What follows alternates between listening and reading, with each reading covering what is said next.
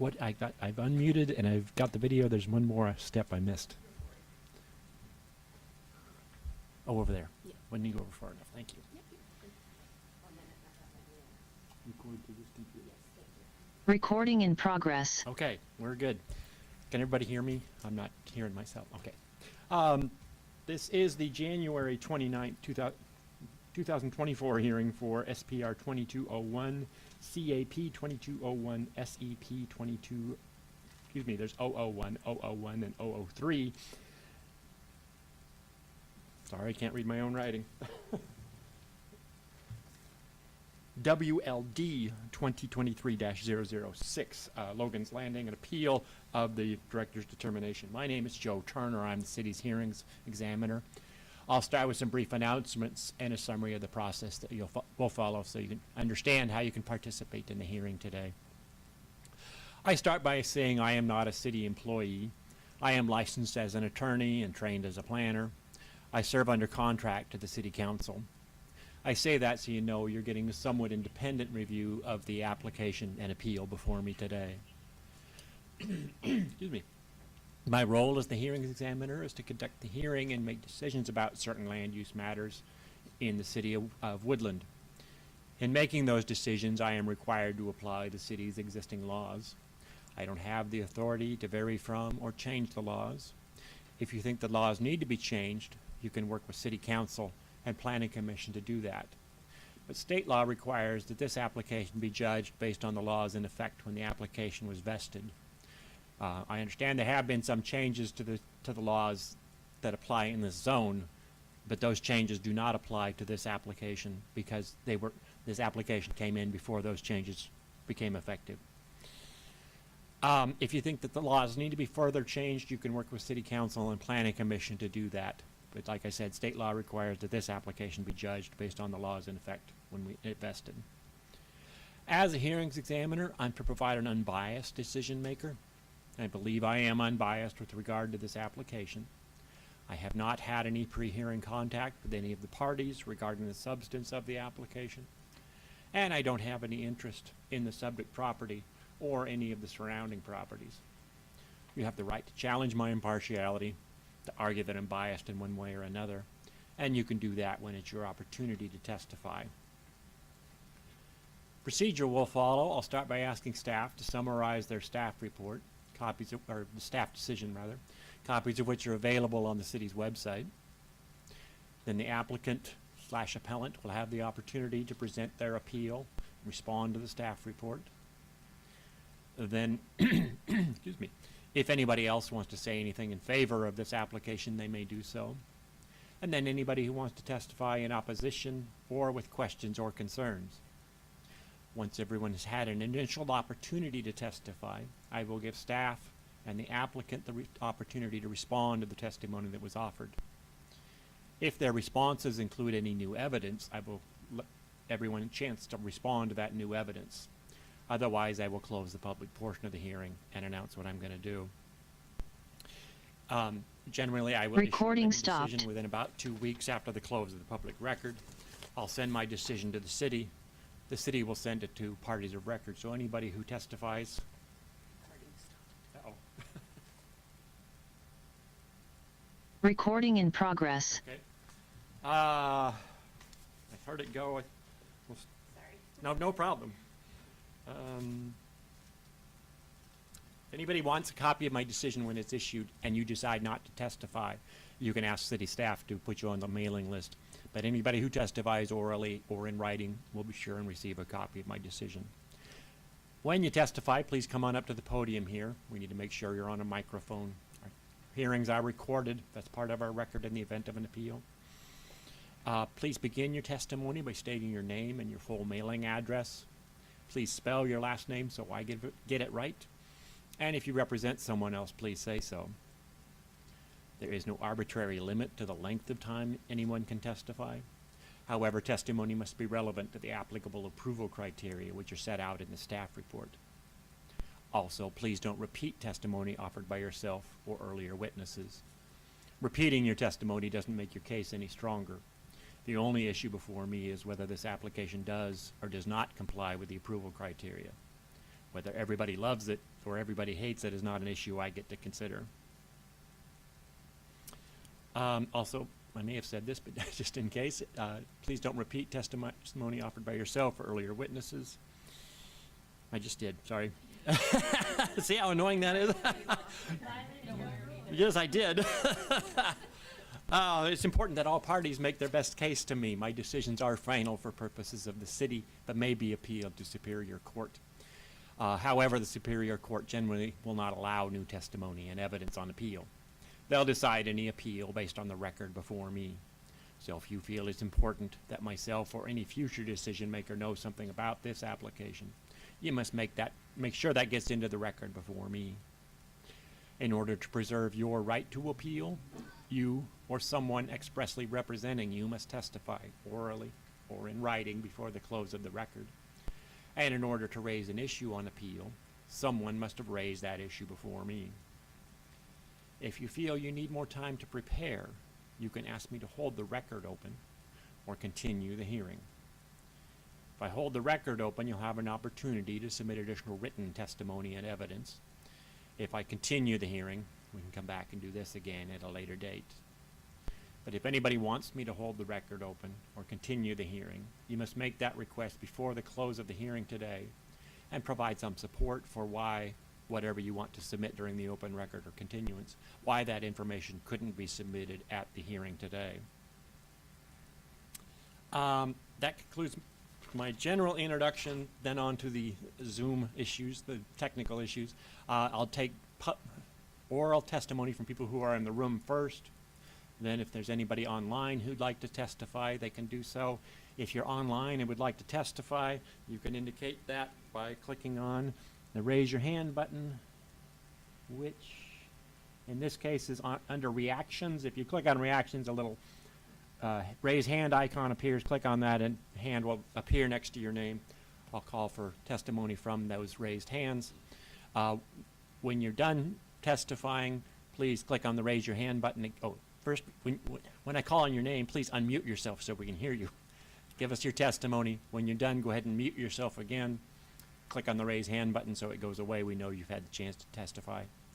And we'll move on to the next person. But that concludes my introduction. Mr. Goddard.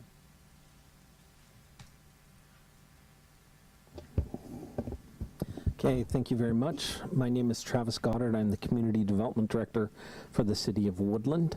And by any chance, can you see if the mayor is online? And The mayor's name?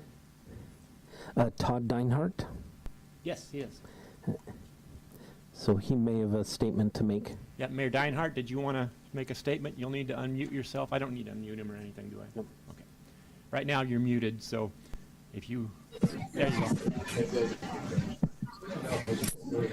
Nope, we're good to go here, sir. I just look for due process here to work, and away we go. Listen to our citizens, listen to everybody involved, and away we go. I Okay. appreciate your time. Thank you, sir.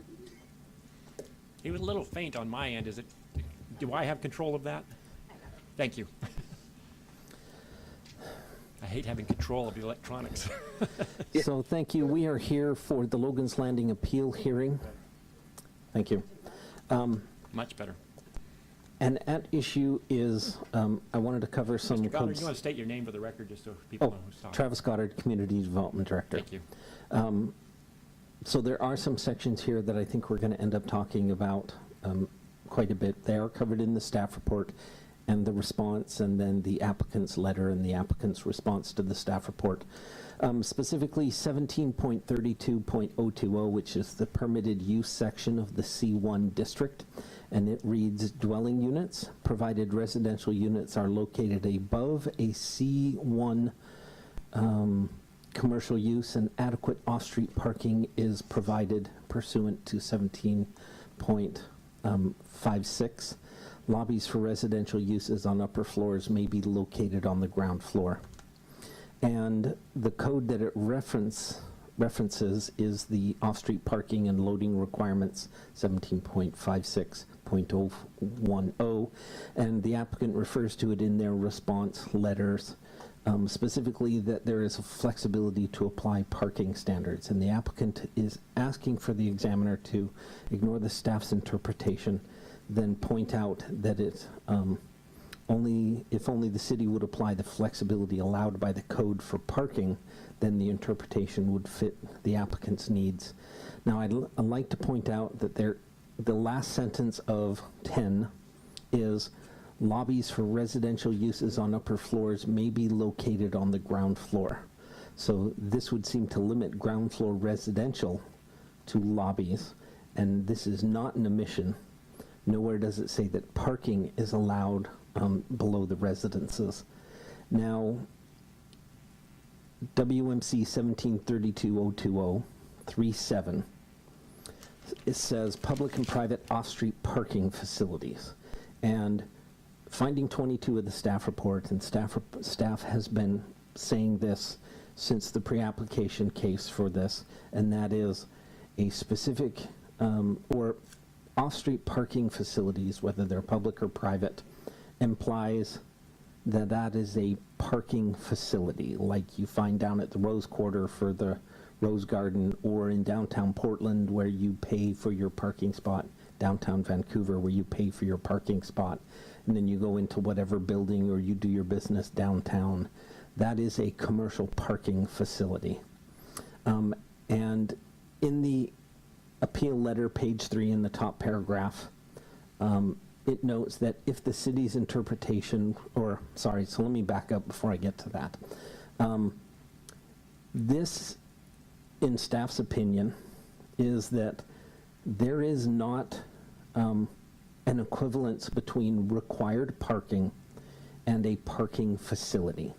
So in other words, the Walmart is a retail center that has required parking as from the development requirements. They are not proposing a off-street parking facility that also goes with that retail sales. And there's a difference between if you're purposely building a parking facility versus you're building a retail project, a retail use with the ancillary parking that goes with it.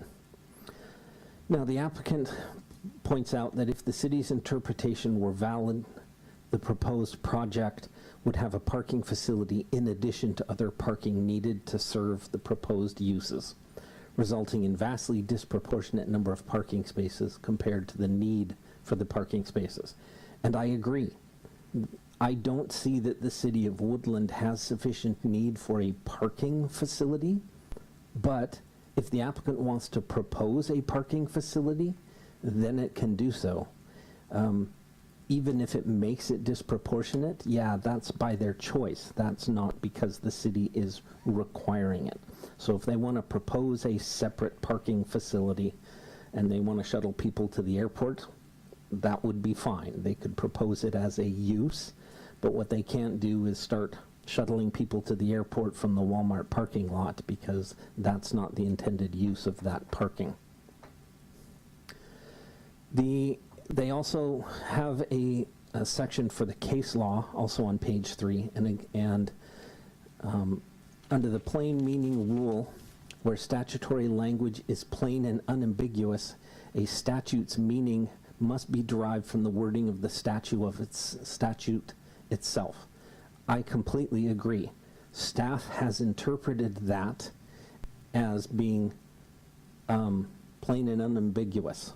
The applicant disagrees with me, which is where the complexity is added, but that doesn't mean that we are not applying it in plain and unambiguous language. We could reinterpret it multiple ways, but the code authorizes staff, specifically the community development director, is responsible for interpretation, and by code, you should be deferring to staff's interpretation, not the applicant's. The applicant's interpretation is not protected by code, and it's not laid out in code.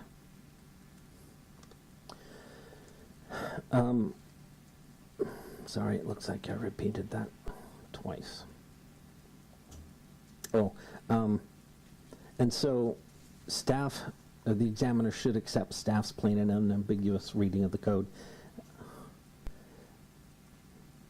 By agreeing to the applicant's interpretation as opposed to staff From the applicant's point of view, in this case, it is a simple, straightforward interpretation, but it is not that easy for staff. For staff, it introduces a bunch of complexity that is not part of the normal planning process or the normal construction of code process.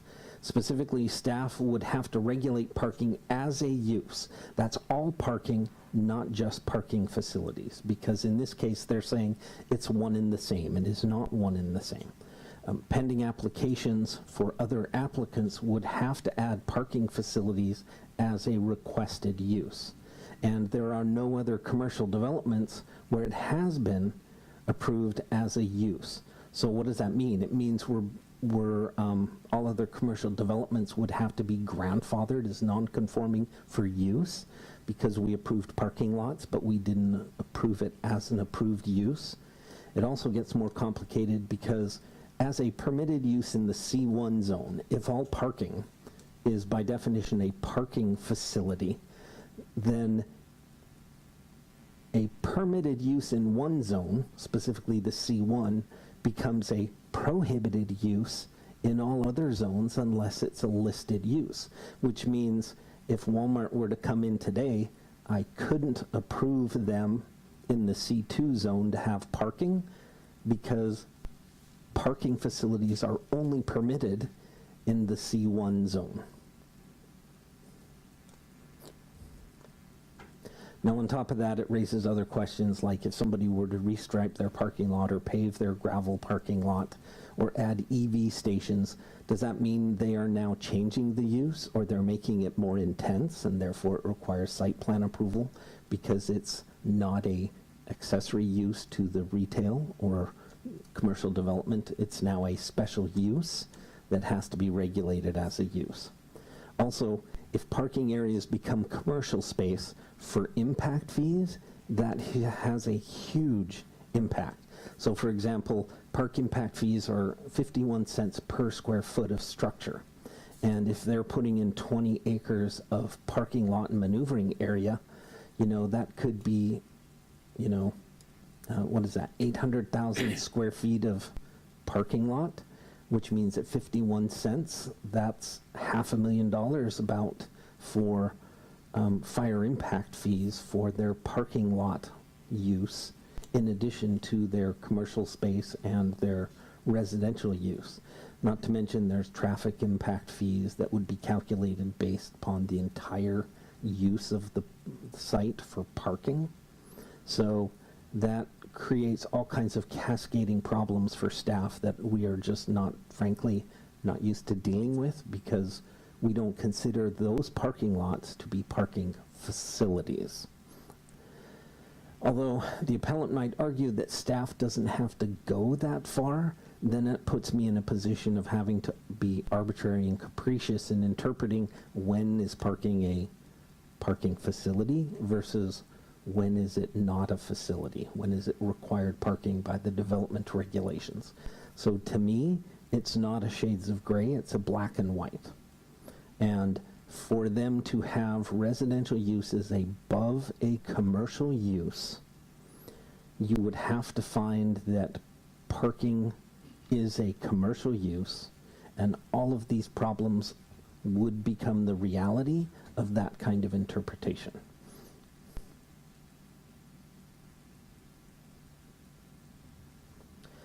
So moving on to the other major issues, and that is the frontage improvement.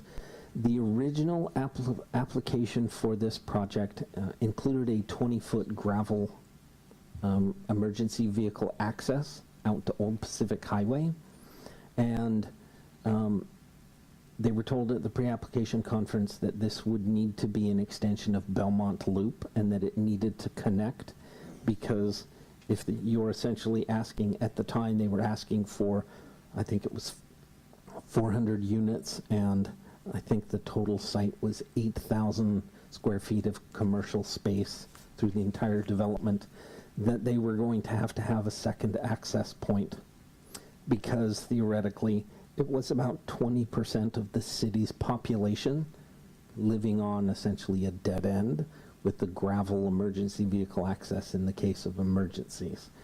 And we recognized on the staff side that that was not viable, that there would be significant adverse impacts, whether it's public safety, whether it's schools, whether it's meeting the comprehensive plan standards for cross-connectivity and connection to other residential neighborhoods. And so we had determined that an environmental impact statement was needed to take a look at the impacts of that type of development in a commercial zone.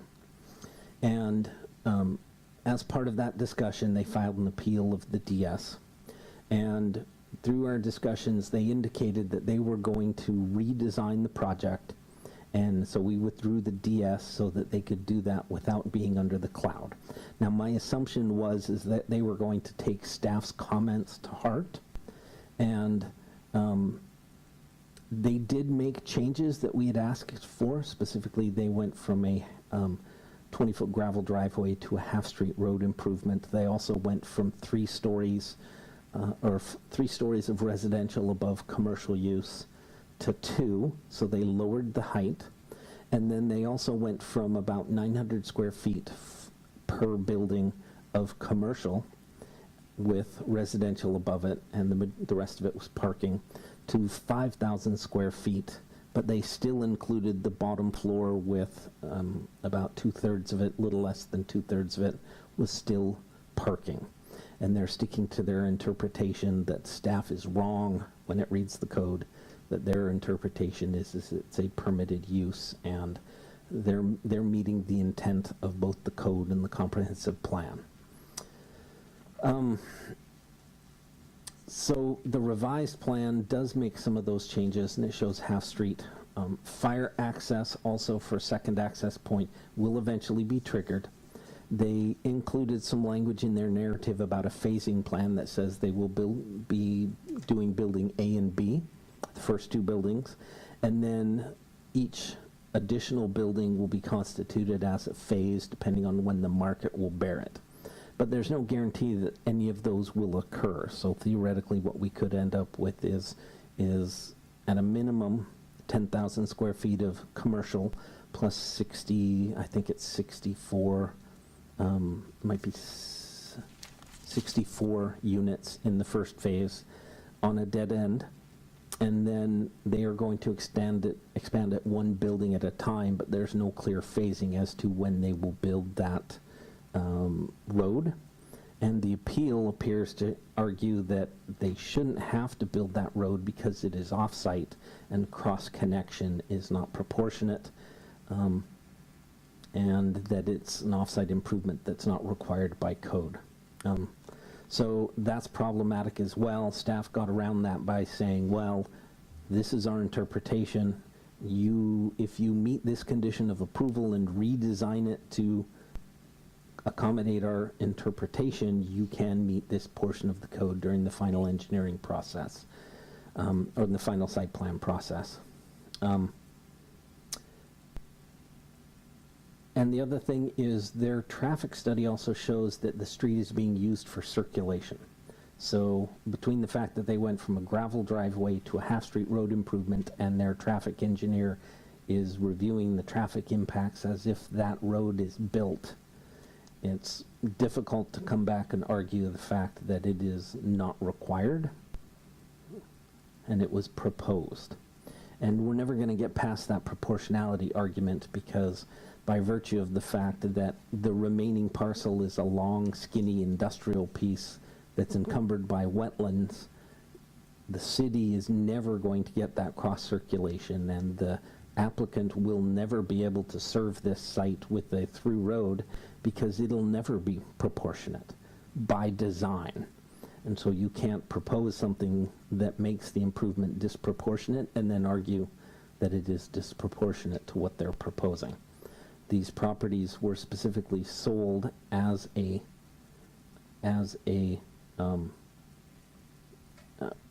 package because the city's tip requires that Franklin be expanded. Now, because the majority of this property is commercial and not industrial, they could theoretically find something like an RV dealership, and the access could be off of Franklin, and it could go to a gated sales lot. And then the back entrance could be, say, the entrance to the service shops, and it would provide cross circulation so that if there's an emergency, people have two ways to go. But in this case, they are proposing a street, and the city is requiring that that street get constructed and not postpone that construction until when the applicant deems it's necessary.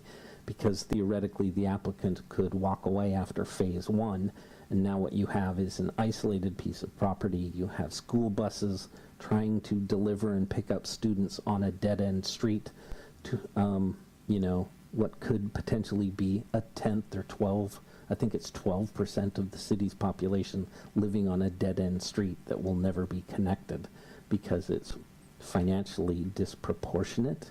And 12% is just phase one? What's that? Is 12% No, just? that's That's the overall? total approved.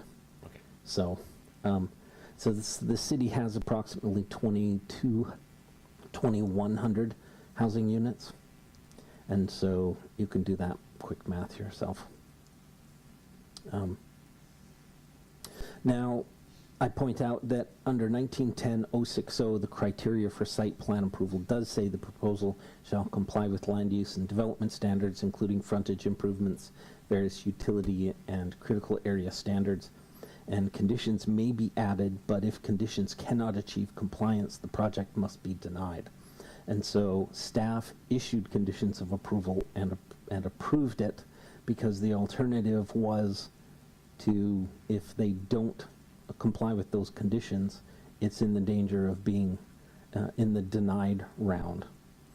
Now, the criteria again is it shows frontage improvements, and under GMA, concurrency is required, and we can't ensure that concurrency will occur without conditions of approval, and cross circulation is needed for this project, and fire can also comment on this, but proportionality will not always be an argument, and not providing cross circulation will have significant adverse impacts, could have significant adverse impacts on the transportation system, especially in the case of an emergency.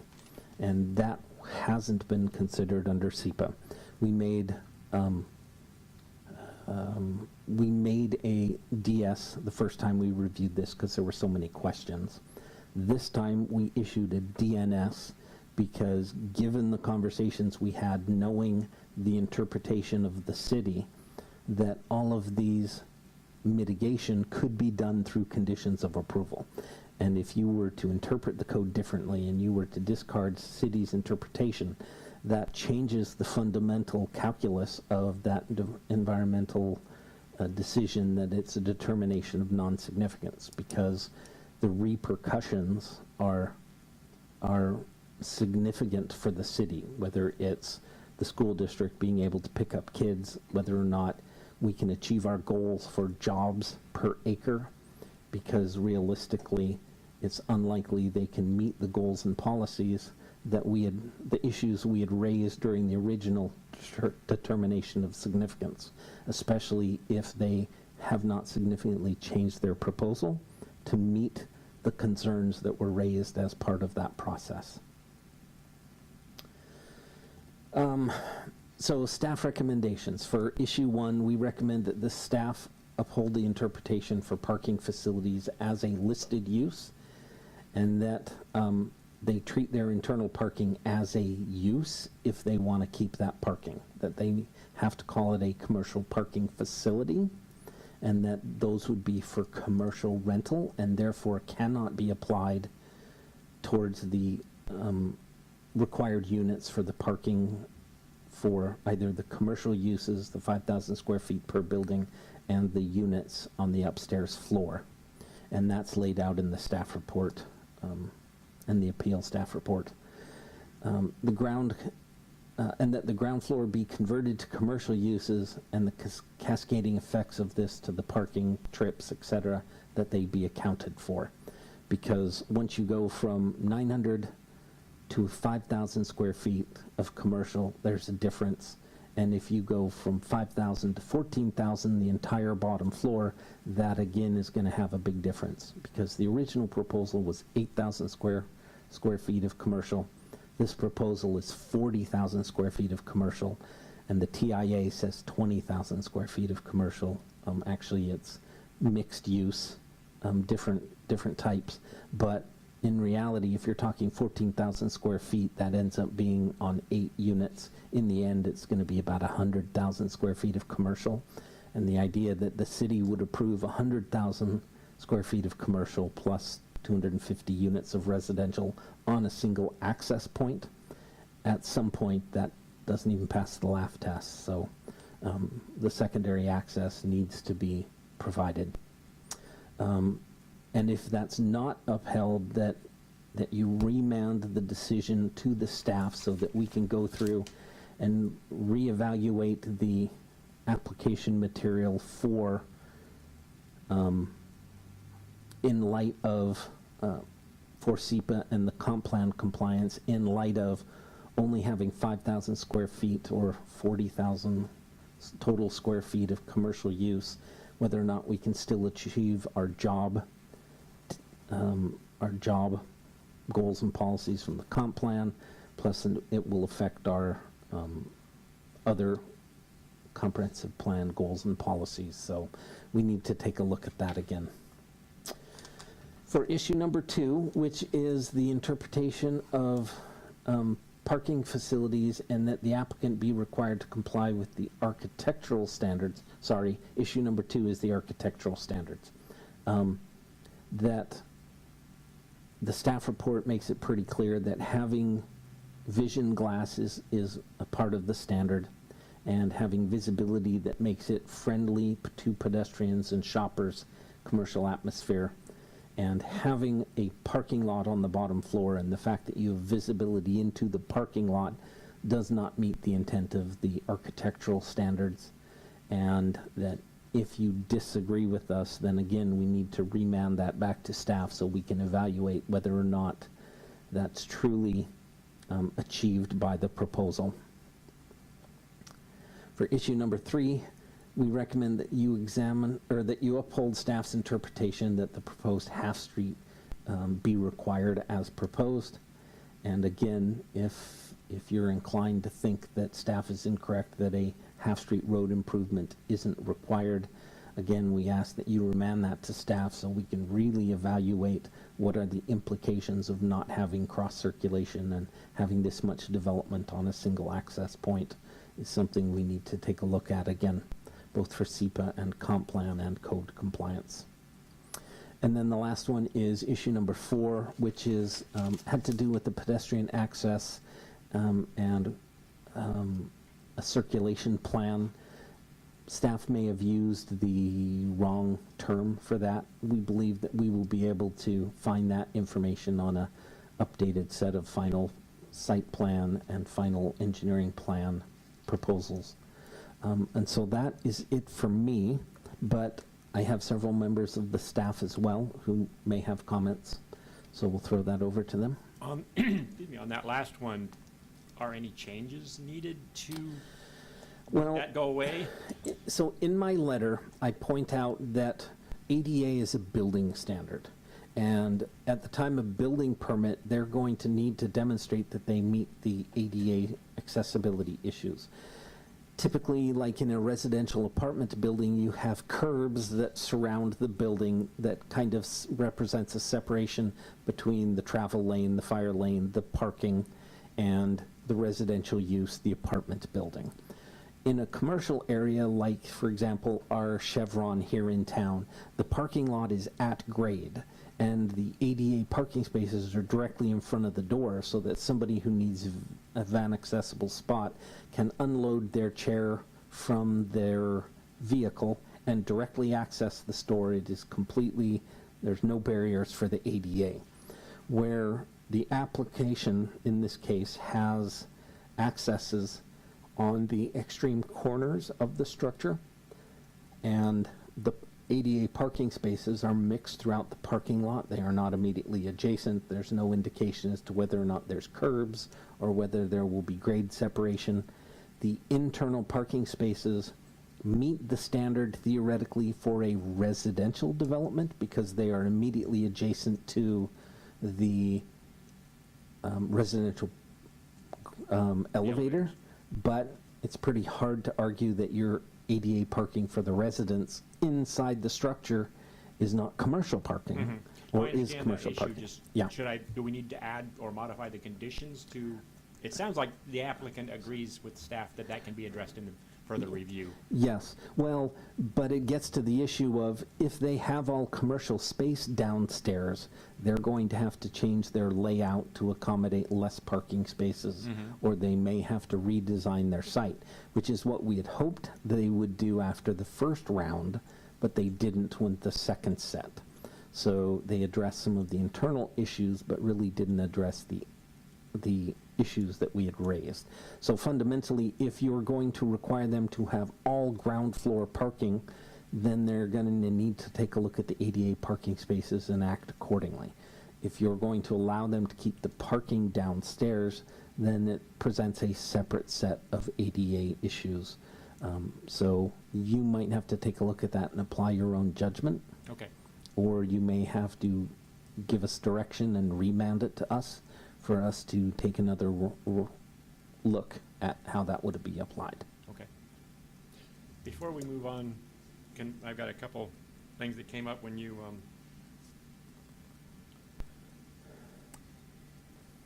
you argued that overall, it is proportionate to have the half-wheat street roadway, given the total development, is that correct? A summary of your argument in a nutshell? Yeah, so for a 250 subdivision, or a 250 unit, plus anywhere from 40 to 100,000 of commercial space, by design, if they're using their property to accommodate that design and they design the second access that's required, it's pretty hard for them to argue that their proposal is disproportionate to what they proposed. Okay. I can see that, but at what point does it become proportionate? Because the applicant's argument is that phase one isn't proportionate. It's not proportionate to phase one, so I'm assuming the applicant would agree with, at some point, it does become proportionate. We'll build it in the future when phase 4 happens or something. Sure. And the fire district's got a hand up, if that helps. If I can help you address that, Can I get your excuse me. name and title? Mike Lackey with Deputy Fire Marshal with the Clark Cowlitz Fire Rescue. And can you spell your last name? Lackey. Thank you. And Deputy Fire Marshal, is that right? Yes, sir. Okay, thank you, sir. Go ahead. I'd like to address the width of the road. At the time of building, we have requirements that be 26 feet wide and fully done because there are hydrants on that road. Fully And done, at you that mean time- full half-wit improvements, Correct. pavements, et cetera? Yes, sir. And at that time, also being that it is a residential going above 100 units, we would ask for 2 entrances, one off of Highway 99 and then one off of Belmont and Loop. Okay, that kind of leads into one of my other questions, so let me, is that a fire code standard? That was, Correct. That's out of the International Fire Code, Appendix D 103 and 105. 103 and 105? Correct, yes, sir. Thank you. Requires secondary access with more than 100 residential units? Correct. Okay. Give me a second. And I do have some to add with that as well. Okay.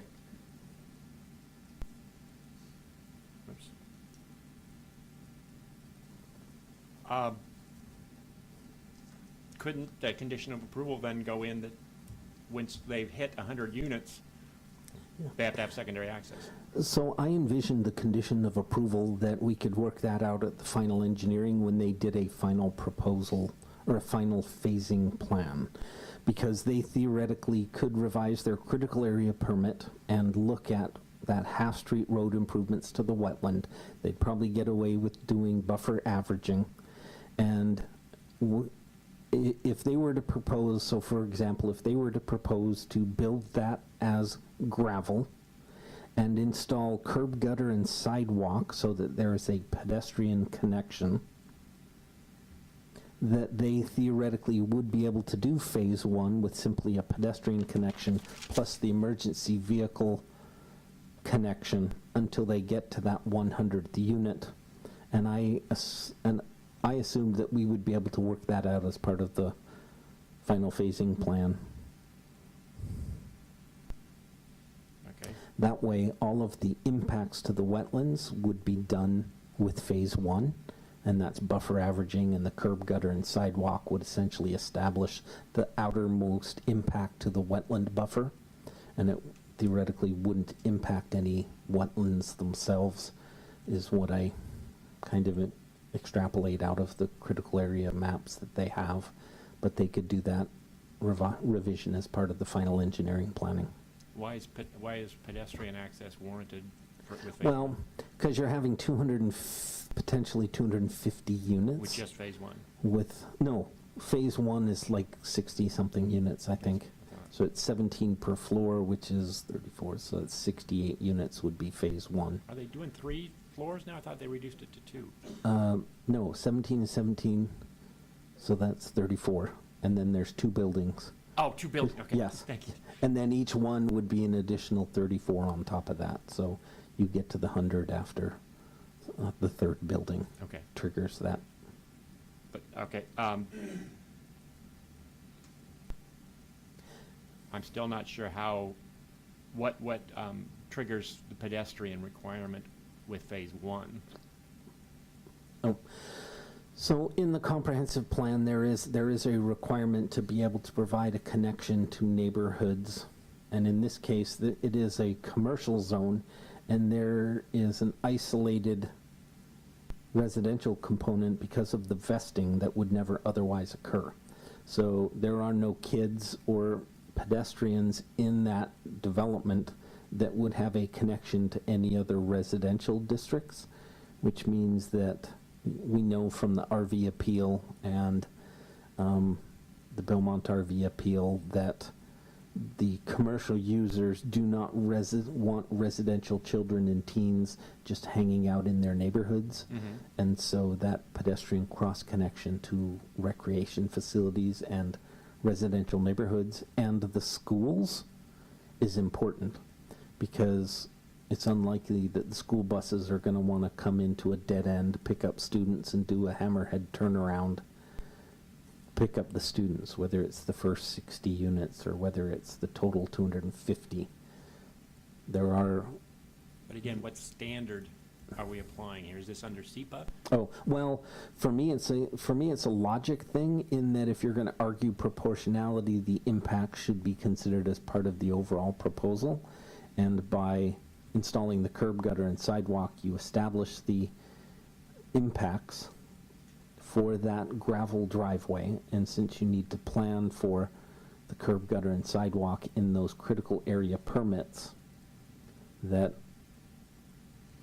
because otherwise, if you don't install it up front, the proportionality argument is going to be, oh, well, the impacts and the cost of installing the curb gutter and sidewalk are going to be disproportionate because we're no longer doing development on the property because the emergency access is already there. Now we're just piecemealing the proportionality argument to the curb and gutter are disproportionate and the sidewalk is disproportionate and the street trees are disproportionate because we already done phase one and now we're only doing phase two, and those 34 units don't warrant adding a sidewalk. Okay. So,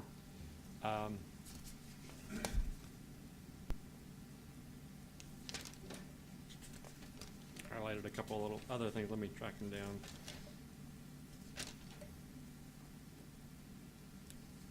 You said that cross circulation is required, and by what? that's where the fire marshal, Oh, right, all right, okay.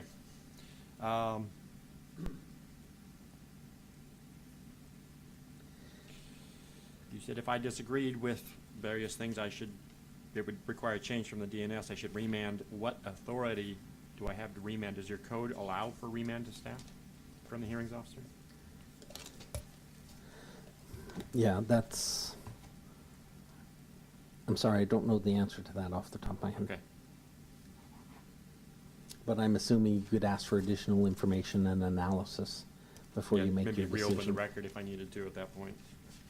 I could issue an interim decision, say this is where I'm decided, and if I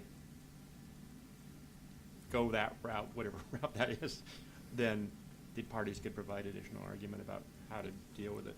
Yeah. Okay. The catch-22 is until you make your decision, I don't know whether I have enough information I to make, to understand, reach yeah. that SEPA. So maybe that would be the best way to approach it. If I make an interim I will make an interim decision.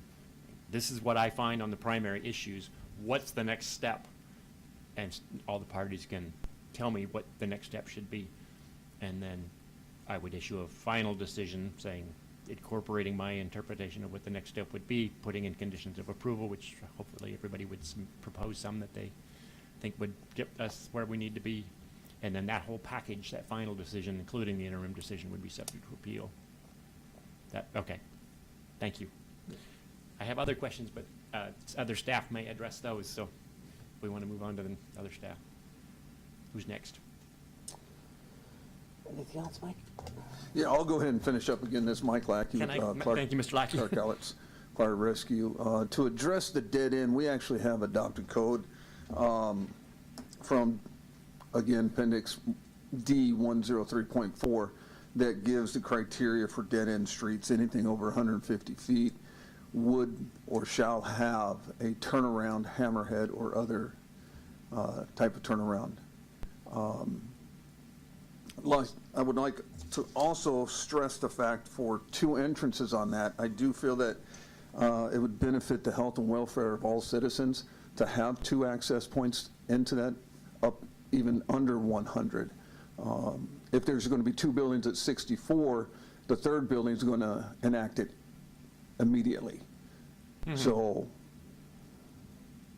planning ahead, I think it would be more beneficial to put the two entrances in, complete the curb and gutter, and give hydrants and water throughout the entire facility. Okay. Any other staff comments? I didn't, there was one thing I forgot to put in the presentation, and that is the interpretation of, I'm sorry, I had it on the tip of my tongue, and I feel you. listening to Mike. So, the other problem that we have with the interpretation that it is a use, The parking. parking Okay. is a commercial use, Mhm. then it leaves the avenue open that they can change their site plan to not include any commercial space and any retail space, because now that you have agreed that that parking is a commercial use, they no longer need, they can go back to the 900, they could install a gumball machine or a Coke vending machine and say it is a commercial use, and the apartments, so now you have the entire floor of parking with apartments above it. And in the residential zone, that would be high-density multifamily. That would not be commercial. So there's nothing that would prevent them from not building the commercial and just building the entire building to have a bottom floor of parking. Okay. Any other staff want to, because there's a couple of follow-up.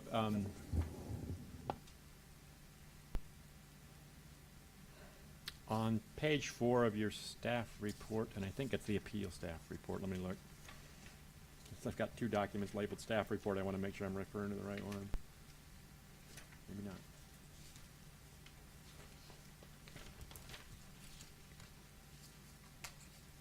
Oh, it is page 4 of the staff's decision, the original one. Section Roman numeral 4, viable commercial space, or just build residences above is what it's titled. How is viable commercial space relevant? It may not that may not be part of your finding, it just, I wondered, using the term viable commercial made me question that. And I've lost my, oh, there it is. So if you're doing a resident, or if you're doing a commercial development, typically what you would have is construction standards that allow you to accommodate a flexible type. So if it is a fast food restaurant, you need to have enough room for the hoods and the clearance, plus the drive-through, plus the maneuvering area for that, the ordering boards, those kind of things to make it viable as a fast food restaurant. If you are building a sit-down restaurant, you're going to have similar standards. But if you're doing an office space, you may not need 14-foot first floor construction. You might only need 9 feet. But if you build it as 9 feet, you're precluding a whole bunch of the commercial uses. And you're limiting the amount of uses that could go into that building. And if your intention is to build an apartment building and you're willing to eat 900 square feet or 5,000 feet of commercial space, and if nobody ever rents it, what the city is going to get is commercial space that's not viable to be developed and residential space that will be filled right away, because we know the Clark County monster will absorb all the residential units it possibly can. And the fact that we don't achieve any of our commercial goals and policies in our commercial zone means that there has to be some consideration for, is it viable to Okay. build it? Okay.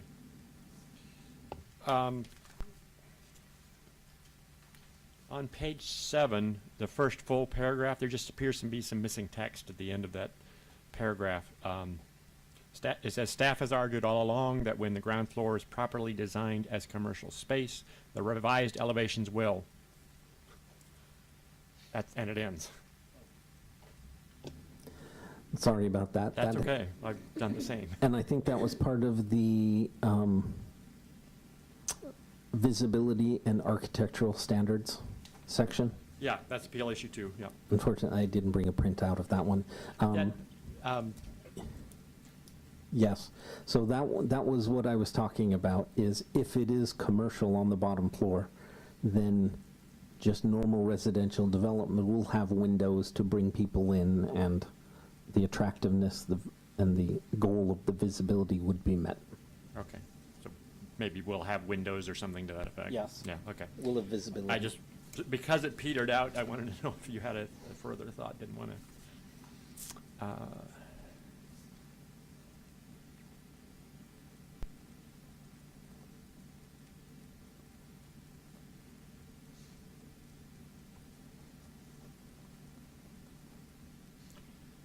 On page 9, you refer to, where'd it go? Figure 4 on page 13 of the traffic impact analysis. And I thought I printed that out. And I just want to clarify, did you mean figure 5 on page 13, and then you're referring to intersection number 4 on that figure? And I could show you. Yeah. If that, you want this?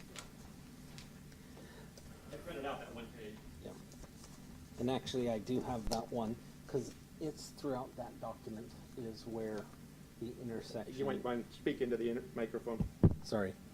So it is shown in the figures throughout the TIA. Okay. That some of them are the existing trips at existing intersections, and then the next figure includes the analysis of with this project, the total traffic impacts.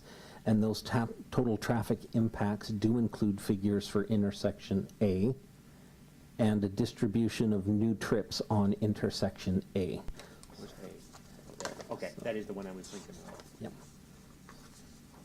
A, wait, So- where's A? Here's the one you're looking at.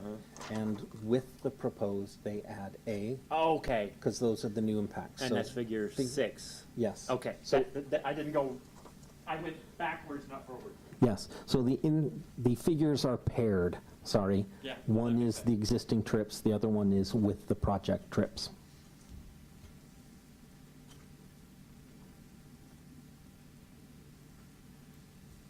I was just looking at the plan with the staff report language, and I was confused. Now I understand what you were saying.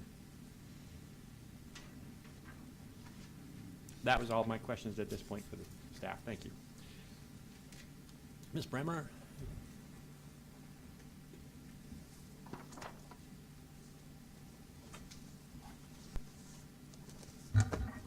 Good afternoon, Mr. Turner. For the record, my name's Leanne Bremer, 500 Broadway, Suite 400, Vancouver, 98660, here representing the appellant.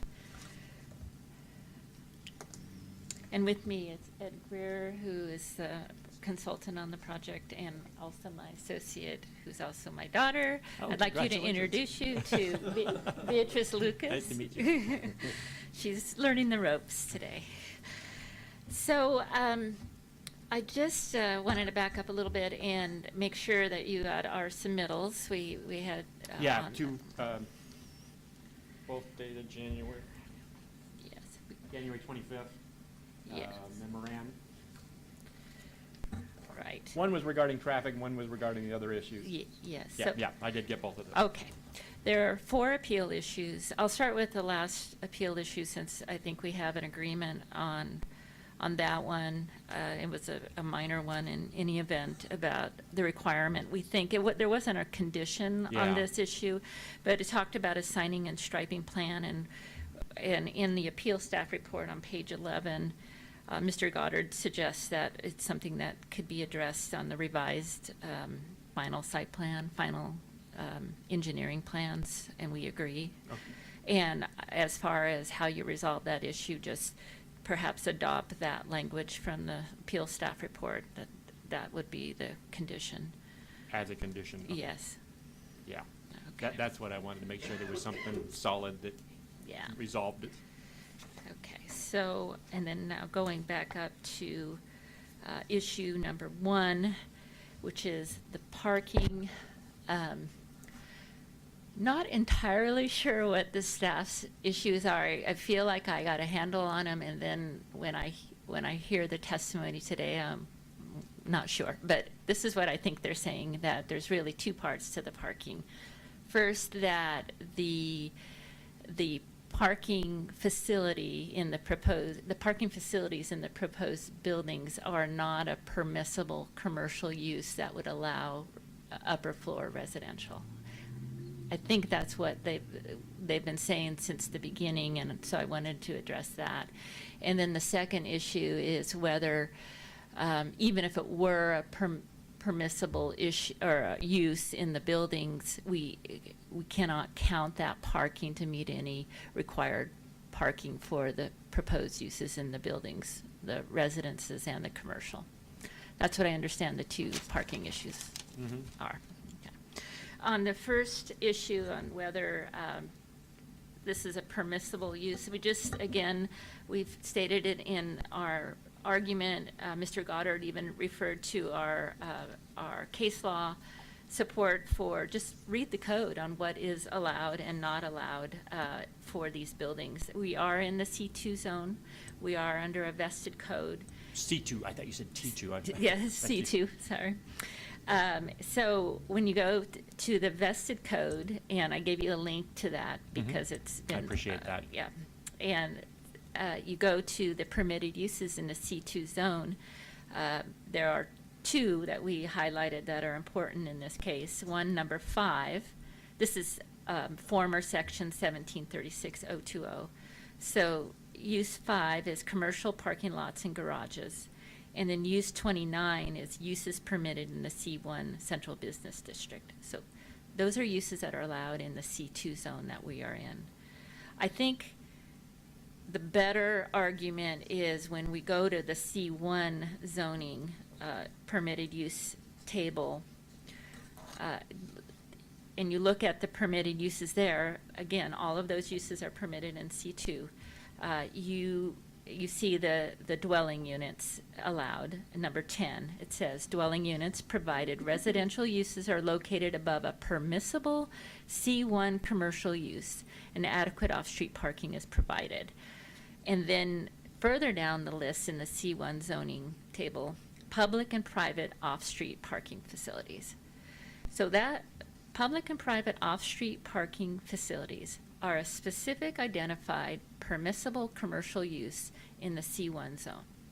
And then by virtue of the language in the C2 zoning regulations, all the C1 uses are allowed in C2. So right there, just plain reading of the code, if you are proposing a permissible commercial use on the ground floor of these buildings, then you're allowed to have residents above. And public and private off-street parking facilities are permissible use, commercial use. It doesn't say you have to charge for the uses. It doesn't say you have to open them up to the public. It doesn't say anything about any restrictions or limitations on how these facilities are to be used. It doesn't say you can't count them for to meet the parking requirements for the uses in the building. None of that is in there. That's all staff's additions to the code. It just simply says we're allowed to have public and private off-street parking on the ground floor of these buildings. So that's the issue number one. It's straightforward. We're not asking for flexibility. We're not asking for any sort of strained interpretation of the code. It's allowed. It's an allowed use. Part B to this issue is whether, if it were an allowed use, can we rely on those spaces to meet our parking requirements to serve our proposed uses? And again, there's nothing in the code that says we can't do that. What the code says, let me see if I can find it, it refers you to chapter 1756. Hold on. Let's see. There we go. Oops. Um,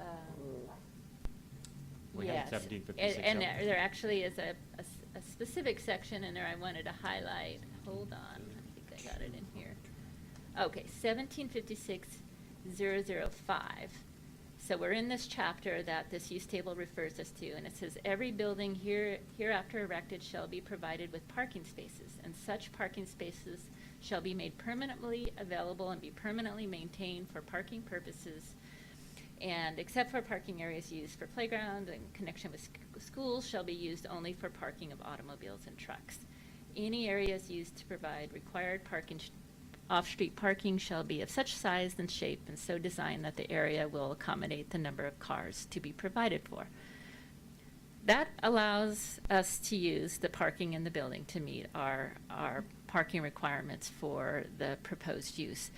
The fact that parking is both a use and helps us meet a development standard, it's not prohibited by code, and nor should it be. I mean, I can't think of any logical reason why you couldn't use the parking in the building to satisfy your parking requirements for the uses in the building. So, for instance, if we were to build totally different development, if we were to build a surface parking lot, and then right next door we would build a restaurant, and we had an agreement, or there was some covenant that said that the restaurant can use the surface parking lot to meet its parking requirements, and then that surface parking lot's also in a permitted use under the applicable zone, that makes total sense. Why couldn't that restaurant use those parking spaces next door if there was some sort of arrangement between the two properties? Same in this case, where we have parking in a building that should be available to serve the uses in the building. And again, there's nothing in code that would prohibit that.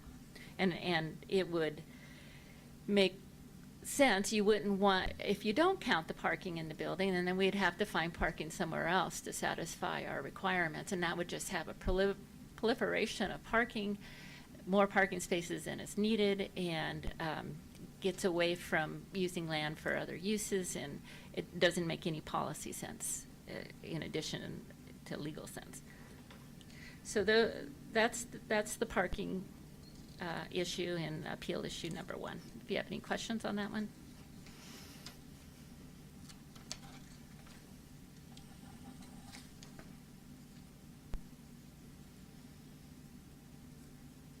Some of Mr. Goddard's testimony changed some of my questions, so I got to skip through a little Okay. bit.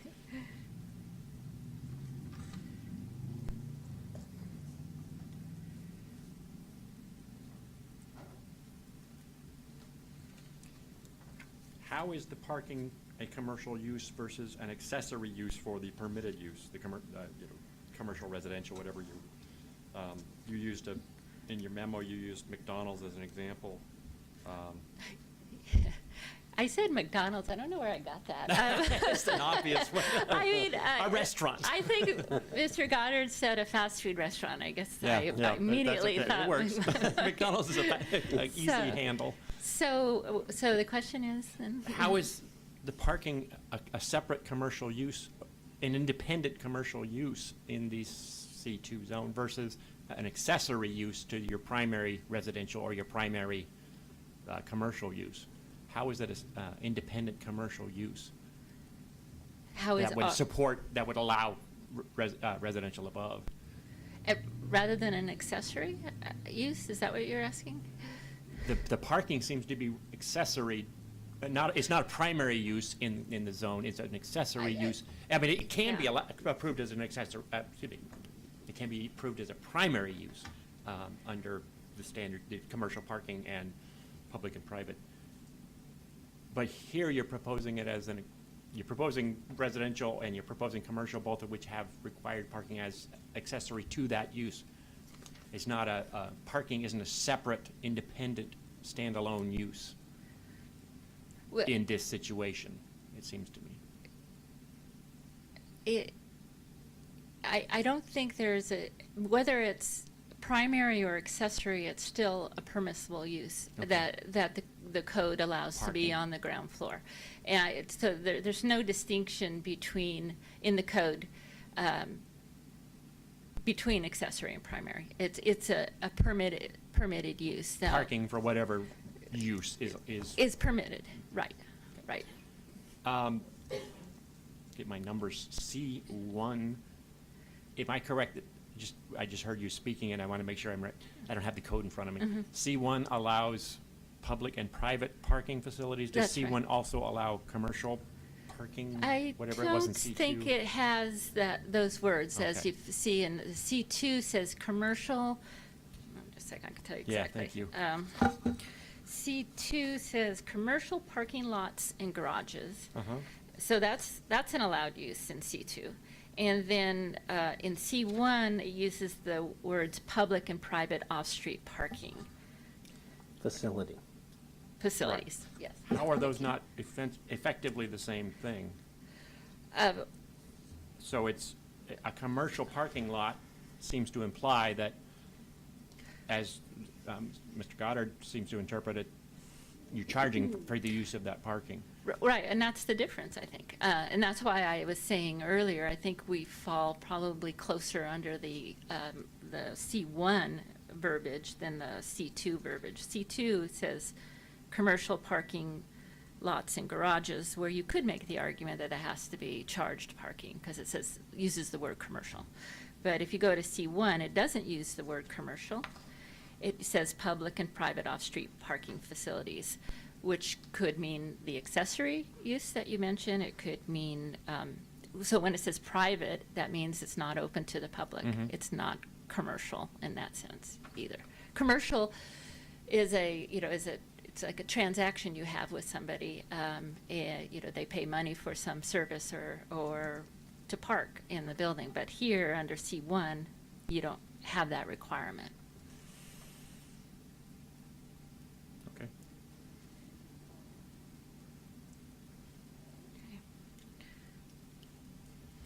I think that's it. Let me look on that issue. Okay.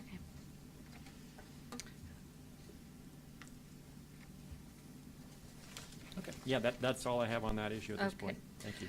All right, so number 2 is the facade Mhm. and the transparency.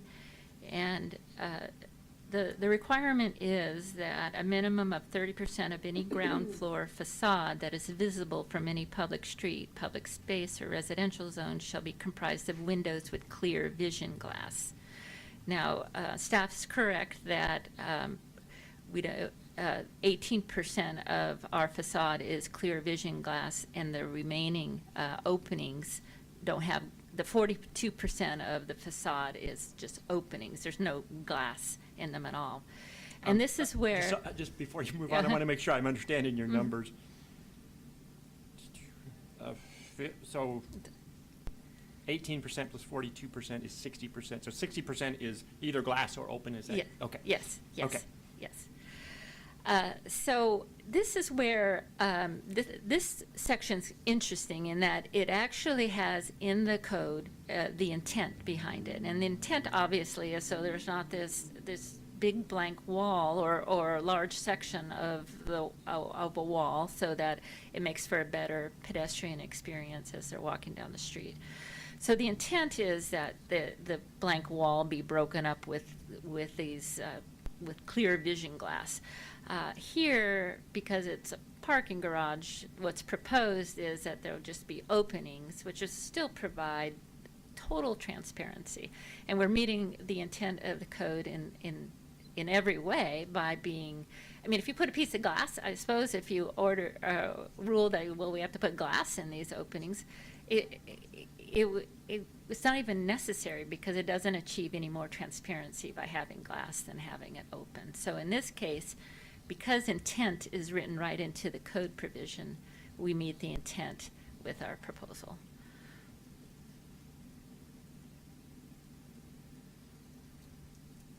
But can you go to the intent, the purpose of the code, if the language is clear, which says glass?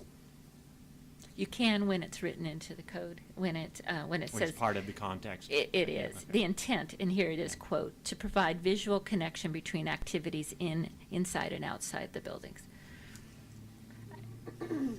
It's 1736-130, is that Yes, Right. H4. H4?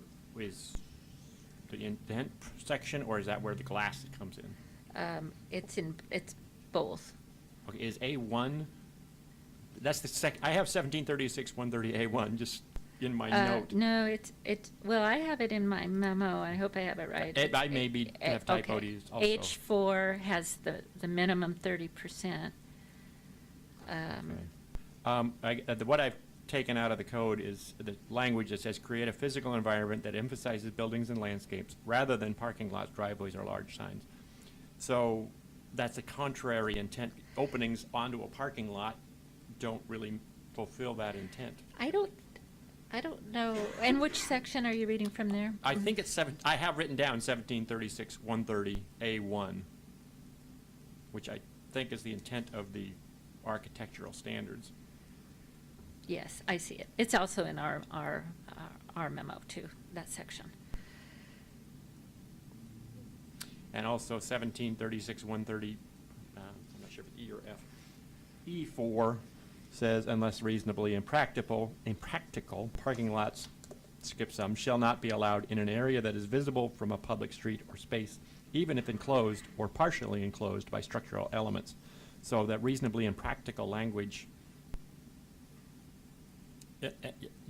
under that standard, you'd have to show it is a parking lot.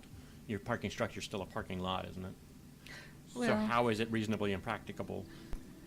I mean, that's a question of whether it's a parking lot. It's a parking garage. Okay. And the code had, back in the use table, C2, commercial parking lots and garages. So Okay. there is a distinction there. Okay.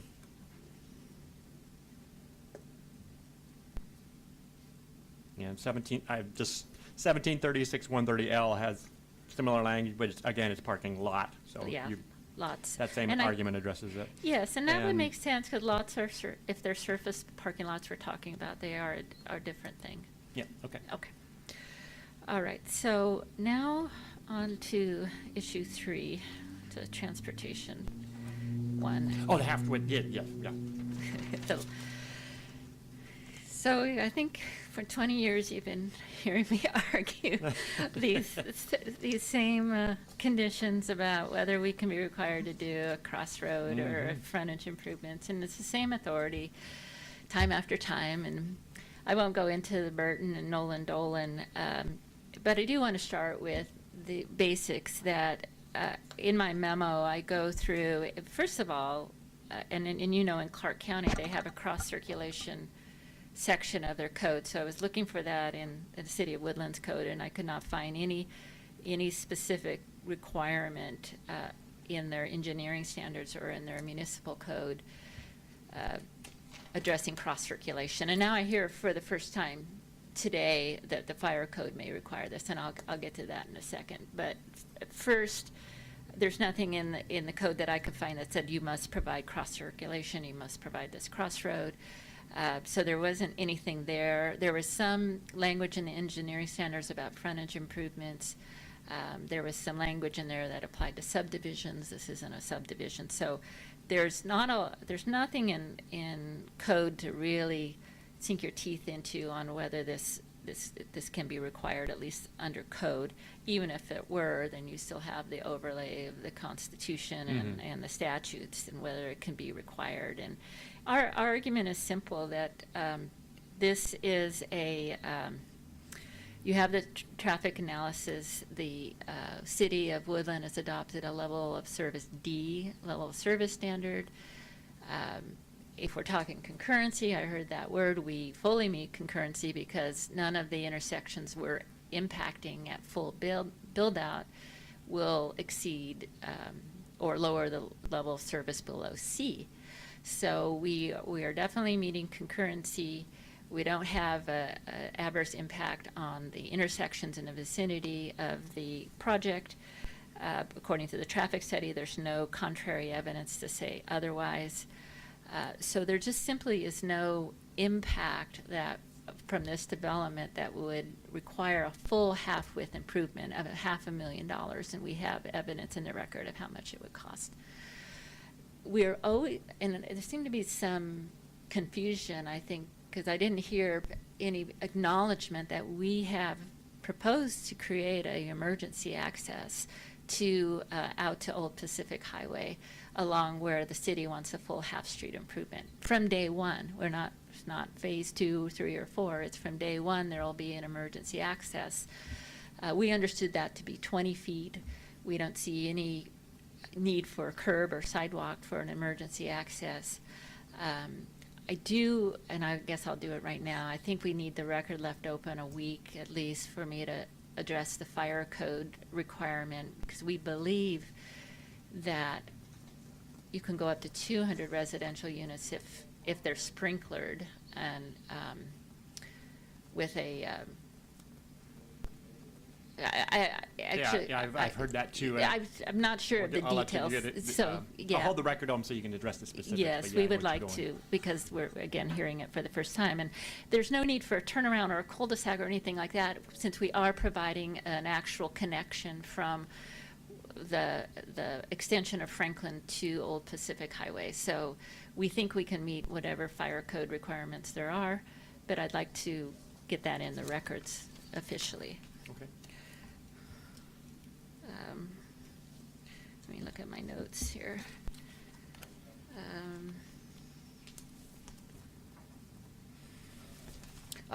Just want to state for the record, the SEPA was a DNS. There were no conditions associated with that. No, it wasn't a mitigated determination, non-significance. So I don't see any. That might have been a vehicle for the city to say there's some adverse environmental impact that needs to be addressed through some condition. There wasn't. That the appeal period on that is expired, so we have a DNS. I do not see any need to remand for further analysis. I mean, we appealed 4 discrete issues. We've asked for specific relief on either eliminating the condition or a sentence from the condition. We think you can rule in that way. But if you feel like you need to do an interim decision because there's something that hasn't really been addressed, I don't see it today. But The staff brought up the issue, and I wasn't sure how we'd get there Yeah, for the remand. So that I don't if see I a get re- to that issue, or that point then that would be a way to do it. Is Yeah. issue an interim order. I don't know if I'll get there or not, I have no idea. I think on the parking, that seemed pretty black and white. The transparency, we either meet it or we don't. The road, again, I don't see a need for remand. The staff, there's a lot of conditions in there we didn't appeal that would still apply. So we can just either strike or modify the conditions that we requested and just move on. As I see it, I'm not going to, the issue that is most likely to trigger a remand interim order, whatever we want to call it, is the parking. If I agree with staff that the parking isn't a commercial use that would allow residential above, you'd have to have commercial on the whole ground floor, which would change your parking, which would change your parking requirements. So big if, that might warrant an interim order in order for everybody to say, okay, in that case, here's what conditions need to be included, is how I'm seeing Okay. that at this point, is if we get to that point. Yeah, hopefully you won't go there, but if you do, yeah, I think we would like the opportunity to respond to that. Yeah, I just want to make sure if, Yeah. I've got options. Yes. And everybody agrees with those options. Yes. We have a process, rather. So I'm available for rebuttal. Before you go, I had a question for Mr. Lackey, and then I want to give you the chance to respond to his Okay. response. So, Mr. Lackey, you said the fire code requires an emergency access. What is the gravel that they've proposed not sufficient to meet that standard? Or does the fire code That would be up require to pavement? that would be up to the city to determine that, because it says non-pervious. So it would be, non-pervious to me is asphalt. Yeah, that's one of those, I've heard arguments. Yeah, it's up- Depending if it's yeah. stormwater or other issues. Exactly. Maybe Travis could put an insight on that, on non-pervious.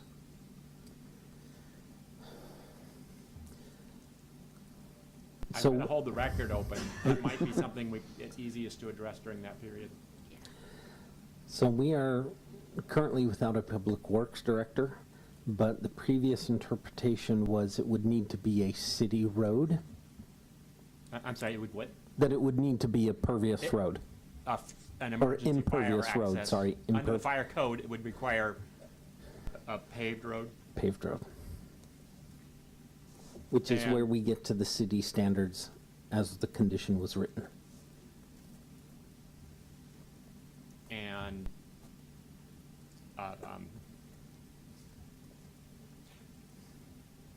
how wide's the half width pavement? Is it more than 20 feet? I'm not sure what their requirements are for a half width, but our width is 26 feet with hydrants. So For I'm not. an emergency access?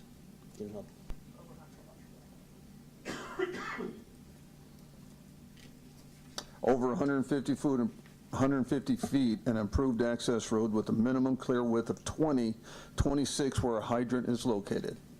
Okay, and what's the basis for requiring a hydrant on that off-site emergency? 500 access? feet, Because it's more than 500 feet to? yes, sir.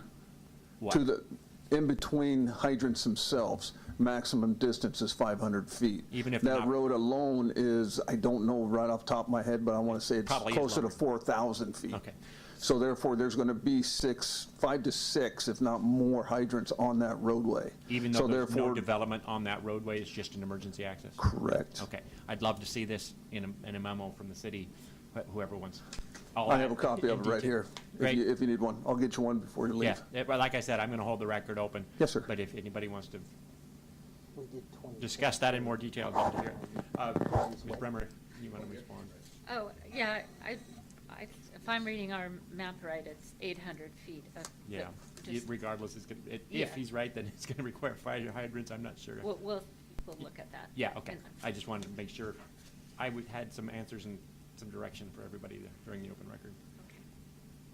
What I'd be predisposed to do is hold the record open for a week for everybody to respond, and a week for applicants finalists. Yes. Okay. Thank you. And we'll discuss that in more detail at the end of the hearing.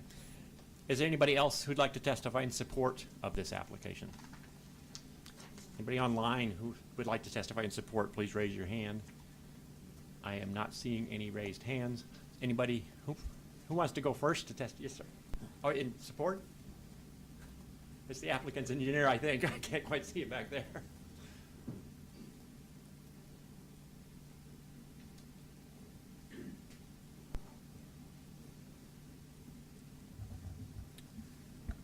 Yes, Mr. Examiner, I'm Ed Greer. I'm the project designer and coordinator. I just wanted to clarify a couple of things that Ms. Brimmer brought up. One of the big things is on the, we were vested, project vested under the old code. Mhm. That's why they changed the code, because they didn't like the way that the old code was. And they're trying to now say that that's what we ought to be doing it. On the number two, on the openings, if you go down City of Vancouver as an example, they've got built several new buildings which has parking on the first floor. And you have to have the openings because of ventilation for the cars. We have set the buildings back from the sidewalk between 4 and 7 feet, provide lots of landscaping in front of the buildings. But just like Ms. Bremer said, the intent is not to have reflective glass or anything like that. They want it clear. Well, clear can be a window or complete opening. It establishes the same thing. Okay. On the Go ahead. on the proposed half street, that is also in front of another parcel that the owner owns, but that's, we can't include that in the project because it's zoned industrial, not commercial. So, When you say it's in front of, there's, I can't remember the tax lot, but it's mentioned in the record. Yeah, if you- Is that the one you're talking about, or does he own Yes. another one that's adjacent? no, the lot that they are Okay, it's the proposing to outside half street. industrial zone. It's a long, narrow parcel that Right, goes okay. out and fronts on Yeah. Old Pacific Yeah. Highway. Okay, and what was your argument about? Well, it's zoned industrial, Uh-huh. so it's not part of this project. Uh-huh. Just wanted to realize that. So it's not being proposed to be developed at this time, obviously. Okay. And one last thing on, I think Ms. Bremer may have mentioned that turnarounds weren't there. Each driveway between each building is wide enough, and the street is a 44-foot curb to curb with no parking allowed. So there's more than ample by fire code to make a turnaround at each one of those driveways. So you've got lots of turnarounds. Okay. Okay, we've shown that can work.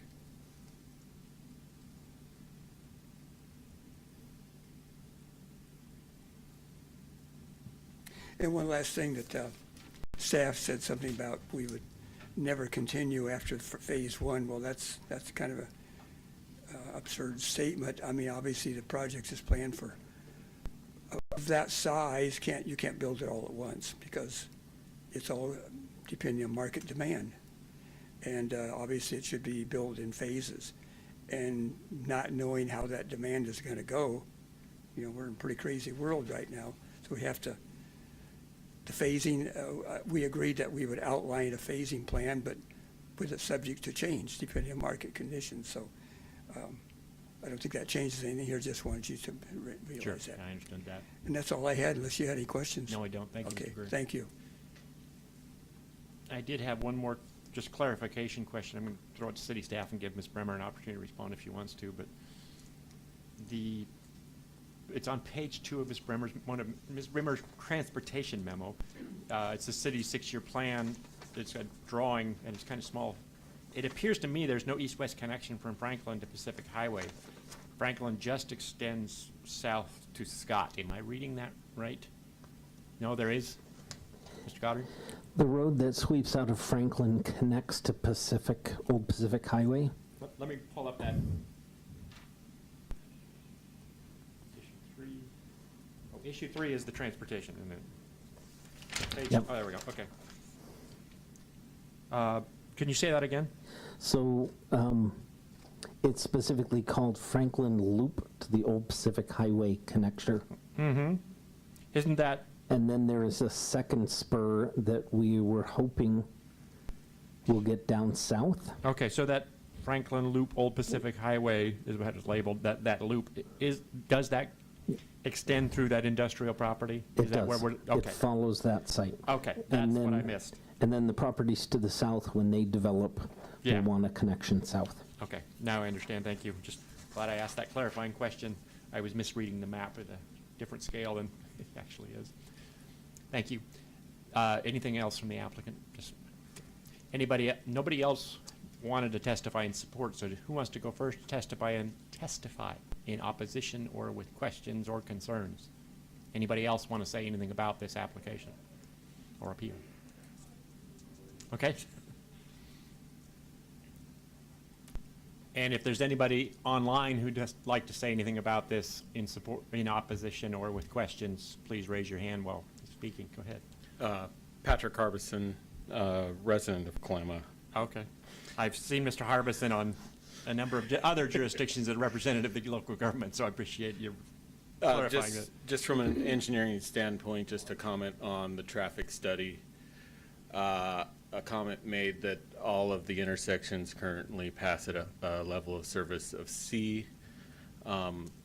Reading through the current traffic study that uses the Franklin extension, it appears that it distributes 95 trips through that intersection.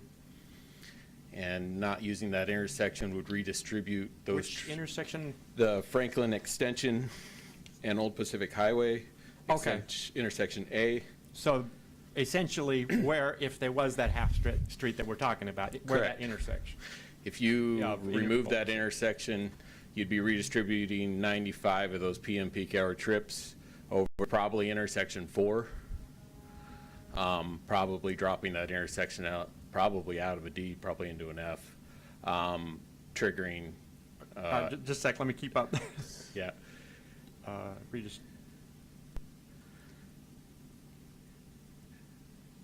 I'm not a traffic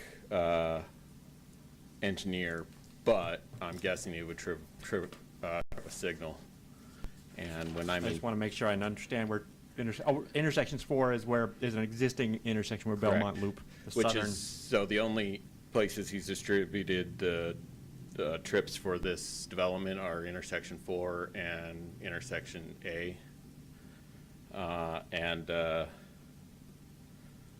Okay. So, the number I throw out at pre-apps for signals is $1 to $1.5 million per signal. And so how is the cost relevant? Is it? So that's what it would cost if the extension wouldn't be there, If the extension weren't there, they would have to build it. a signal somewhere. Got it. That's my estimation. I gotta keep these roads straight. Franklin Loop.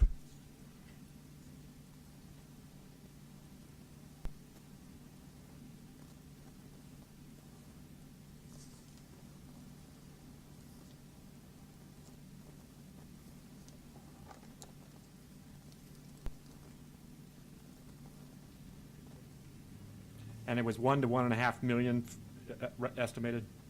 Yeah. Okay. Okay, thank you. Excuse me. Anybody else want to say anything about this application? Does anyone online want to say anything about this application? Not seeing anybody? Any response from city staff? Jim? Sure. So in the order that I wrote them down, first of all, in response to Ms. Bremer's question, she did bring up the issue that in the C2 zone, use number 5, so this is on the front page of her memo, she is correct that the C2 zone does allow just regular old plain commercial parking lots and garages. But in the C1 district, it specifically calls them out as parking facilities, which is why we interpret it the way we do. And the residential uses can only be above C1 uses, as in parking facilities, not parking lots. And parking lots would be allowed in the C2 zone. That's why Walmart is parking. But it's not a parking facility. So that's why part of the reason why we draw the line, because you were a perfect example of the trouble that staff faces, because you couldn't even express the question of accessory versus primary, what is parking, what is a parking lot. You were trying to organize your own thoughts in presenting that for the exact reason why staff has interpreted the code that we have. Primary use versus accessory uses, or accessory to the primary use. So are you arguing that a parking facility in the C1 has to be a primary use standalone unto itself, essentially a commercial parking? Yes, which is what my Facility. findings say, that you really need to do kind of 3 different parking calculations. There's the use, then there's the commercial uses, then there's the residential uses. You add all those numbers up together, and that's how you get the overkill of parking that Ms. Bremer is referring to. Okay. Yeah. Also, the question about the visibility, there is the unifying intent in the code. The window issue, opening? Yes. Yeah, okay. Yep. There is the unifying concept of the pedestrian scale. That's the intent in the code. But the intent, there's also intent to reduce the prominence of the parking lot. So But again, as she argued, it's a parking lot versus a parking structure. Yes, but they're arguing that it's not a parking structure, it's a parking lot, or the parking lot is a parking structure. Therefore, if you allow it in the bottom of the building, how can you not argue that 60% of the visibility to make it a pedestrian friendly is a view in the parking lot? Well, if it was viable to say that parking lots are pedestrian friendly, why would we not want to emphasize parking lots in our commercial district? Okay, can you back up? I got the pedestrian scale in the code, intent to reduce what? Reduce the prominence of parking and parking lots. It says parking and parking lots? That's in the commercial, yeah. Okay. That's in the. And you parking guys were batting standards, around or the is that- code That's the sections. architectural standards? Yes. Okay. Both A, H, and L, which Right. is the issues that you two were batting about. But, and then the parking lot issue, how is it a parking lot versus a parking structure, which is the applicant's argument? Versus a parking facility. That's why I've interpreted the code, because a dedicated use, a primary use of parking is a parking facility, a commercial parking facility, as opposed to a lot, because lots are not commercial or industrial or residential. They're just parking lots. They're accessory to the use that they are next to or intended for. I think, I see where you're going, I just want to make sure I understand what your argument is. And it's essentially the argument laid out in the staff report, or the decision. But this just seems, it seems the fact that, excuse me, I can't even get my words out here. Ms. Bremer's argument in response to my comments is that that this is a parking structure because it's in a building or underneath the building, however you want to phrase that. Therefore, it's not a parking lot. And I'm not seeing the city's response to that. Could you? Well, number 5 is parking lots and garages. And C2. in the C2. So yes, so they're theoretically, they're not asking for a parking lot, they're asking for a parking garage, which is permitted in the C2 zone, but it's not permitted in the C1 zone. And the residential uses have to be above a use in the C1 zone. It doesn't say in the C2 zone. Therefore, it's just a second.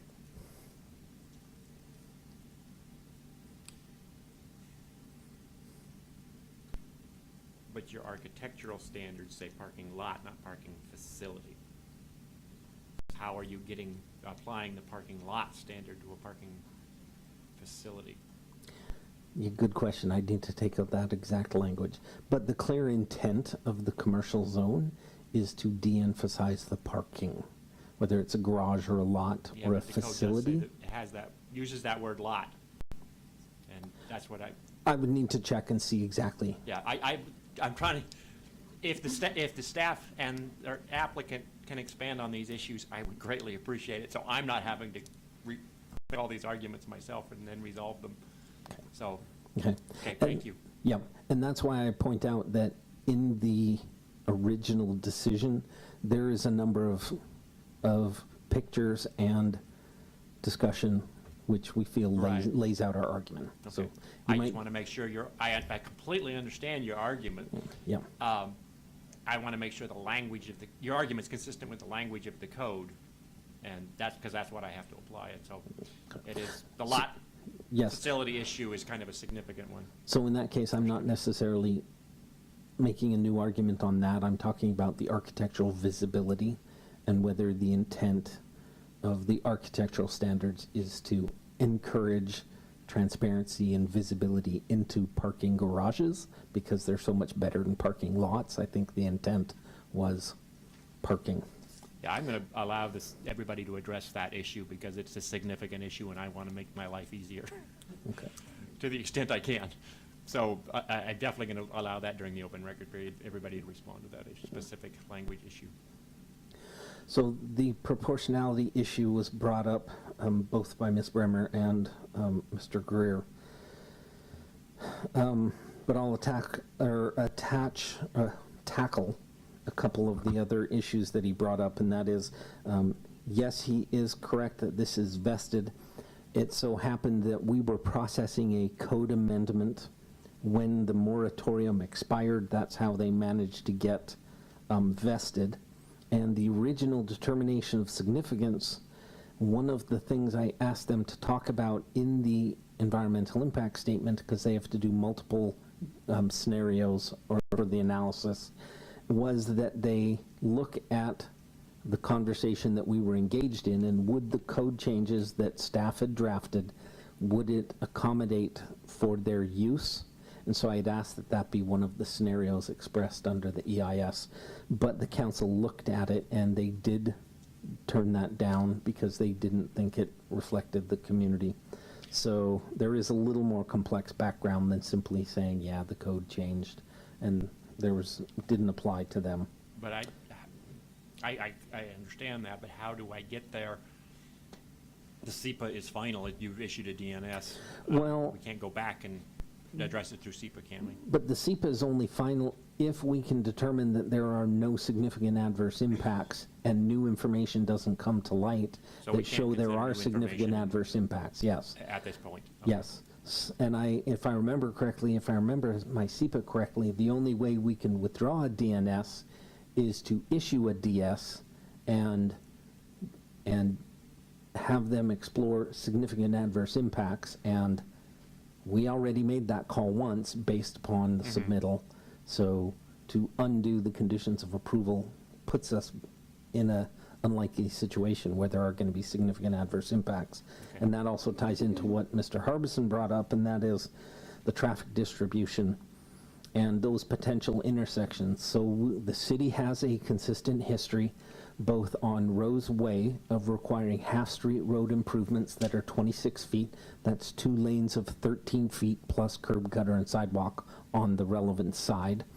We also, just across the street from this, on the other side of Old Pacific Highway, there's a project called Oak Village. And Oak Village has a similar, as a matter of fact, it's on this same map from number 2, that the city has a connection from Old Pacific Highway to Green Mountain Road. And when we approved Oak Village, they were required to install a east-west connector. And they recognize, because they own the property and they are going to develop those properties in the future, that it was consistent to get an approval. They were going to do a road frontage improvements. And so it is consistent with what we have found in the past. And we also have an example of if the analysis had shown that there was going to be no connection.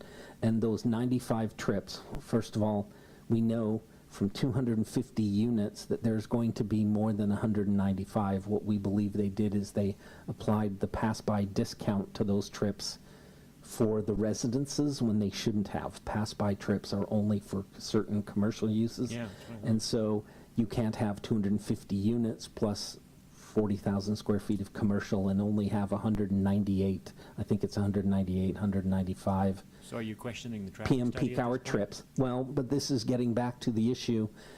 If they don't provide this cross connection and those two intersections are pushed into failure, if Belmont Loop, if it requires a light at both ends, those are 1.5. In the past, when the city came up on this problem, we said, okay, the Carpenito site plan sent 16% of the trips, 15% of the future growth of this intersection was from that project. They looked at the price of building a light at that intersection at $1.5 million. If they contribute, 10%, then their contribution would be 1.5 million under SEPA, and that would be SEPA mitigation because it was a significant adverse impact, pushed it into failure. They should pay their proportional Nolan-Dolan share of that increase, and that's what we would have attached to the SEPA if we had known that they weren't going to do the road that they proposed. So again, we're getting back to this situation. The SEPA may be founded on incorrect interpretations and incorrect data, and that's problematic for us, especially given our history of consistency for cross-connection as required by the TIP and traffic proportional impact. And then the last thing is, he did point out that the light industrial, the I-1 property, was not included. And of course, if you control the property, if you don't propose it, you're raising a de facto Nolan and Dolan because, oh yeah, I only want to develop one of these properties, therefore it's disproportionate for me to require cross connection. Yeah, the city needs it, but it's proportionate because I'm not going to do that. And I'll come back next week and do that, and then it would have been proportionate, but you're just piecemealing the review, and you'll never get past that Nolan and Dolan argument.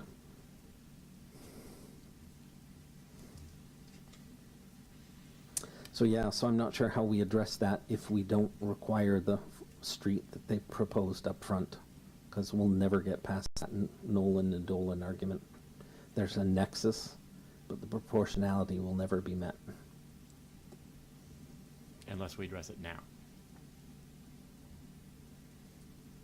Okay.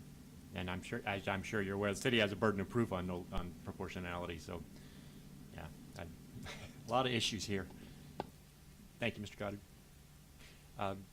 Ms. Bremer, anything further?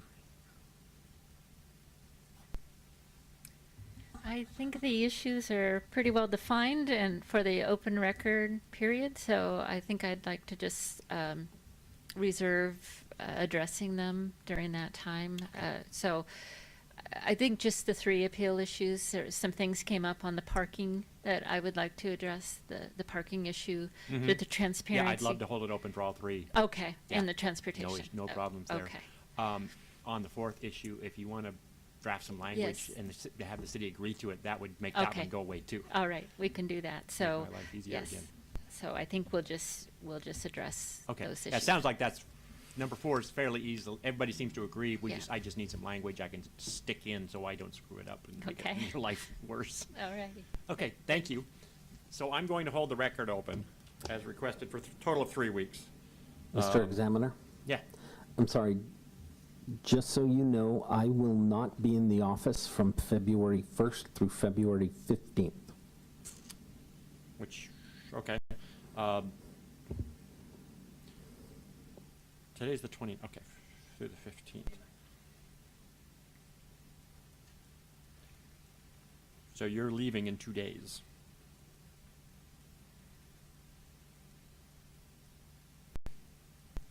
Ms. Bremer, would you be amenable to a longer first open record period to that you come back the 15th?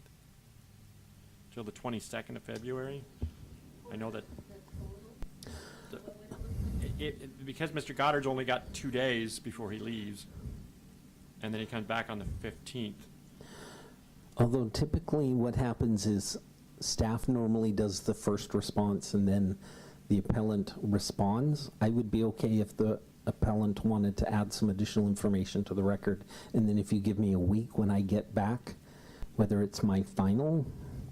Okay, that work? Yeah, we can do the first submittal, and then Travis the next. Yeah, if the first submittal came on the 15th of February, then he would have till the 22nd? And then 29th if the applicant wants a final? Yes. Okay, thank you. Appreciate the flexibility.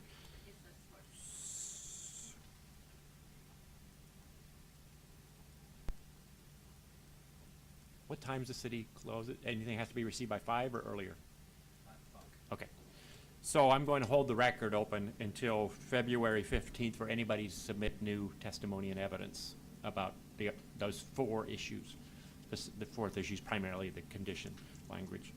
Until the 22nd at 5 o'clock for anybody to respond. So if the city doesn't have to submit it in during the first period, but your response can be limited to what the applicant's argument.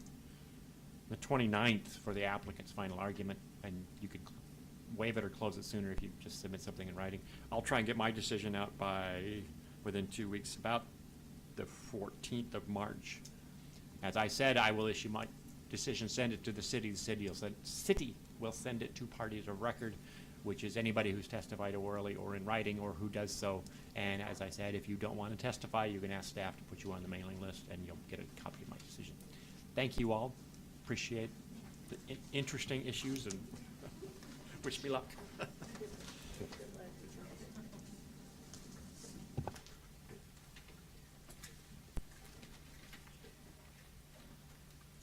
Thank you. Yeah, go ahead, go ahead.